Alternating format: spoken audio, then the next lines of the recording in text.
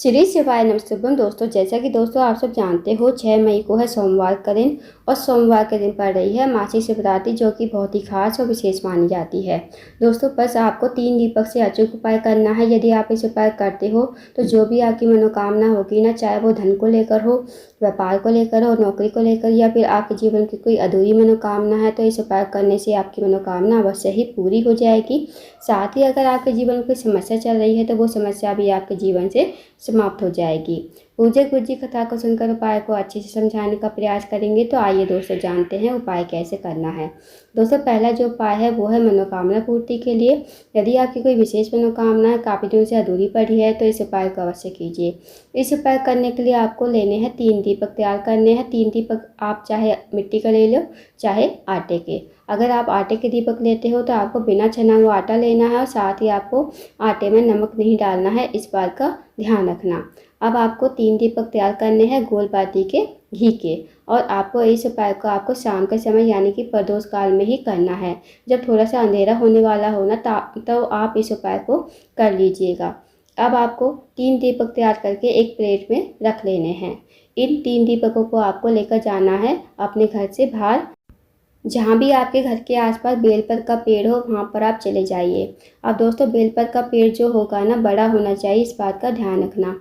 बेलपत्र के पेड़ के बेलपत्र के पेड़ के नीचे पहुँचकर सबसे पहले आपको आपके पास जो पहला दीपक है वो आपको प्लेट में ही रखकर जलाना है, श्री शिवाय नमस्तुभ्यम का जाप करते हुए। और आपको इस दीपक को बेलपत्र की जड़ में ही रख देना है। उसके बाद आपको मनोकामना बोल देनी है। जो भी आपकी मनोकामना है भगवान से कहिए, और आपको वहीं पर प्रणाम करके, विनती करके आपको वहाँ से आ जाना है। अब जो दूसरा स्थान है दोस्तों, वो है शिव जी का मंदिर या फिर शिव जी की चौखट।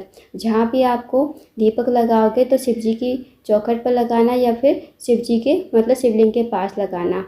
तो वहाँ शिव जी के मंदिर पहुंचकर दूसरा दीपक आपको प्लेट में ही रखकर जलाना है, श्री शिवाय नमस्तुभ्यम कहते हुए। फिर थोड़ी सी भगवान की आरती कर देना और इस दीपक को वहीं पर आपको रख देना है। आपको मनोकामना बोल देनी है। जो आपने मनोकामना बेलपत्र के पेड़ के नीचे मांगी थी, वही मनोकामना आपको यहाँ पर भी बोल देनी है। अब दोस्तों, आपको वहाँ से चले जाना है। अब आपको तीसरा जो स्थान है वो है आंवले का पेड़। अब जहाँ भी आंवले का पेड़ हो ना, वहाँ पर आप चले जाइए। और दोस्तों, आंवले का पेड़ बड़ा होना चाहिए दोस्तों, इस बात का ध्यान रखना। आंवले के पेड़ के नीचे पहुंचकर सबसे पहले आपको वहां पर बैठ जाना है। तीसरा दीपक आपको प्लेट में ही रखकर जलाना है, श्री शिवाय नमस्तुभ्यम का जाप करते हुए। और इस दीपक को आपको आंवले के पेड़ की जड़ में ही रख देना है। उसके बाद आपको वही मनोकामना बोलनी है जो आपने मनोकामना बेलपत्र के पेड़ के नीचे बोली थी, वही मनोकामना आपको यहाँ पर बोल देनी है। फिर आपको अपने घर पर आ जाना है। तो दोस्तों, मासिक शिवरात्रि के दिन करने वाला बहुत ही अचूक विशेष उपाय है, इस उपाय को अवश्य कीजिएगा। अब जानते हैं दोस्तों अगले उपाय के बारे में। अगला जो उपाय है दोस्तों, वो बहुत ही ज़्यादा विशेष है। अगर आपके जीवन में धन की कमी है, पैसों की तंगी, आर्थिक तंगी से बहुत ज़्यादा परेशान हो, तो आप इस उपाय को अवश्य कीजिएगा। इस उपाय करने के लिए आपको लेना है 1 लोटा जल तांबे के पात्र में। साथ ही आपको लेनी है एक कमलकट्टा। एक कमलकट्टे को आपको लोटे के जल में डाल देना है और आपको चले जाना है शिव जी के मंदिर में। शिव जी के मंदिर में जाकर आपको सबसे पहले उत्तर की तरफ मुँह करके खड़ा होना है।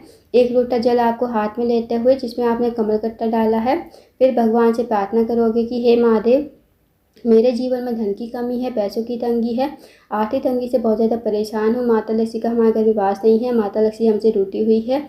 आप कुछ ऐसी कृपा करें कि हमारे जीवन में कभी धन की कमी ना हो और माता लक्ष्मी हमारे घर में हमेशा वास करे। तो आपको ऐसी प्रार्थना विनती करते हुए 1 लोटा जल आपको शिवलिंग के ऊपर श्री शिवाय नमस्तुभ्यम कहते हुए समर्पित कर देना है।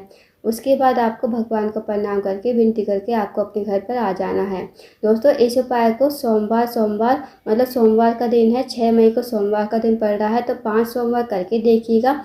आपके जीवन में कभी धन की कमी नहीं होगी, हमेशा माता लक्ष्मी आपके घर में वास करेगी। कमलकट्टे वाला जल जो भी शिवलिंग के ऊपर सोमवार के दिन चढ़ाता है, माता लक्ष्मी खुश होती है और माता लक्ष्मी की कृपा उसके घर में हमेशा बनी रहती है। तो इस उपाय को अवश्य कीजिएगा। अब जानते हैं दोस्तों अगले उपाय के बारे में। दोस्तों, अगला जो उपाय है वो भी बहुत ही ज़्यादा विशेष है। अगर आपने ये वाला उपाय कर लिया ना, तो माता पार्वती, भोले बाबा आपकी इस उपाय से खुश हो जाएंगे और आपको बिना मांगे ही आपकी मनोकामना पूरी कर देंगे। तो आपको क्या करना है, आपको लेने हैं सफ़ेद फूल। आपको जितनी मात्रा में सफ़ेद फूल मिल जाए ना, आप ले लीजिए।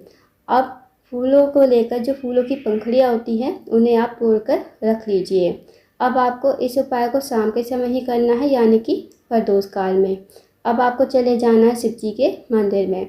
शिव जी के मंदिर में जाकर सबसे पहले आपको वहाँ पर बैठ जाना है और आपको इन फूलों की पंखुड़ियों से शिवलिंग और जलाधारी का श्रृंगार करना है। और दोस्तों, जब आप श्रृंगार करोगे ना, तो आपको मन ही मन श्री शिवाय नमः शिवाय या फिर ओम नमः शिवाय का जाप करते हुए जाना है।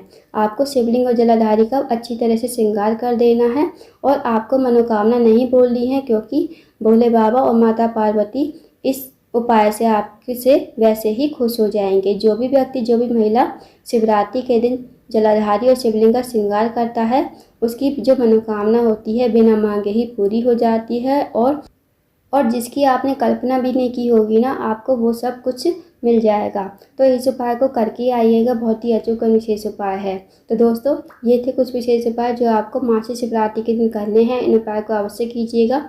अगर आपको जानकारी पसंद आई हो, वीडियो को लाइक करें, शेयर करें, चैनल को जरूर सब्सक्राइब करें और कमेंट बॉक्स में श्री शिवाय नमः शिवाय हर हर महादेव जरूर लिखें।